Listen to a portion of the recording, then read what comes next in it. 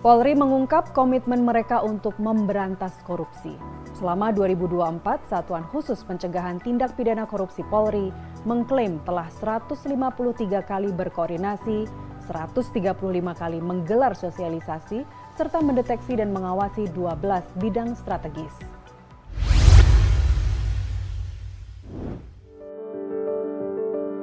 Dalam upaya membangun kesadaran anti korupsi, Polri menggandeng akademisi, praktisi, dan aktivis untuk melaksanakan program sosialisasi dan edukasi. Salah satu langkah inovatif adalah peluncuran 2 buku pendidikan anti korupsi berjudul Pendidikan Anti Korupsi Transdisiplin dan buku Orang Baik Belajar Anti Korupsi yang dirilis pada peringatan Hari Anti Korupsi Sedunia tahun 2024. Bidang pencegahan yang menjadi fokus Polri meliputi pelayanan publik, fasilitas kepabeanan, ketahanan pangan, bantuan sosial, pupuk bersubsidi, hingga infrastruktur daerah dan reklamasi. Dari hasil deteksi tersebut ditemukan 67 potensi masalah tata kelola yang berisiko terhadap fraud, yang telah ditindaklanjuti dengan pengiriman 18 surat usulan perbaikan tata kelola kepada kementerian, lembaga, pemerintah daerah, dan BUMN terkait. Kapolri Jenderal Listio Sigit Prabowo mengatakan, korupsi bukan hanya mencederai keuangan negara, tetapi juga merusak tata kelola pemerintahan dan pelayanan publik. Menurut Kapolri, pencegahan dan penegakan hukum harus berjalan seiring. Polri berkomitmen untuk memastikan bahwa penanganan kasus korupsi tidak hanya memberikan efek jera, tetapi juga memulihkan kerugian negara. Polri juga memberikan upaya perlindungan terhadap kekayaan negara dari segala bentuk kejahatan, salah satunya tindak pidana korupsi. Dalam penegakan hukum tindak pidana korupsi, Polri mengedepankan prinsip ultimum remedium dengan menjadikan hukuman pidana sebagai upaya terakhir, dan kami mengoptimalkan pendekatan pencegahan sebagai prioritas utama melalui penguatan tata kelola edukasi anti korupsi dan deteksi dini terhadap potensi fraud. Namun apabila terhadap mens rea akan dilakukan tindakan tegas sesuai dengan prosedur yang berlaku.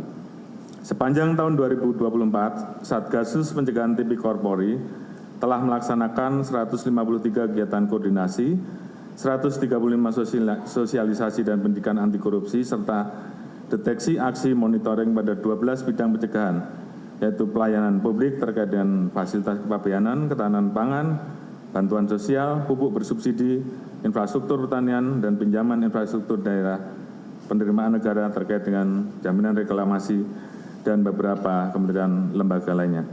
Berdasarkan hasil deteksi Satgasus, terdapat 67 temuan terkait dengan tata kelola yang belum efektif dan berpotensi menimbulkan fraud, dan ini sudah dikirimkan 18 surat usulan perbaikan tata kelola kepada kementerian lembaga terkait, pemerintah daerah maupun BUMN.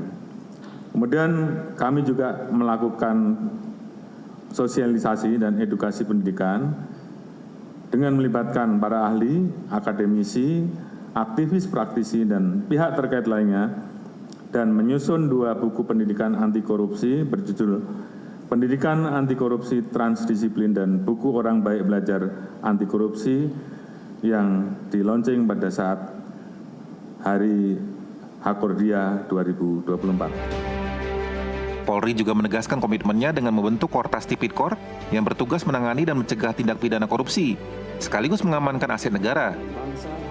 Sepanjang 2024, Polri berhasil mengungkap 1.280 kasus korupsi dengan penyelesaian 431 kasus, serta mengamankan 830 tersangka.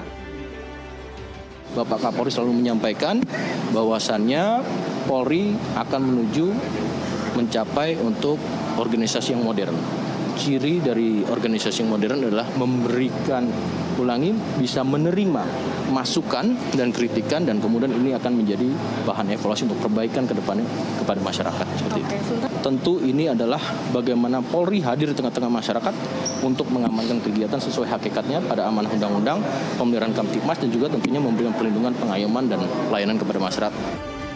Menutup tahun 2024, Kapolri menegaskan bahwa Polri akan terus memperkuat strategi pencegahan dan penegakan hukum terhadap korupsi, termasuk dengan meningkatkan kerjasama lintas lembaga.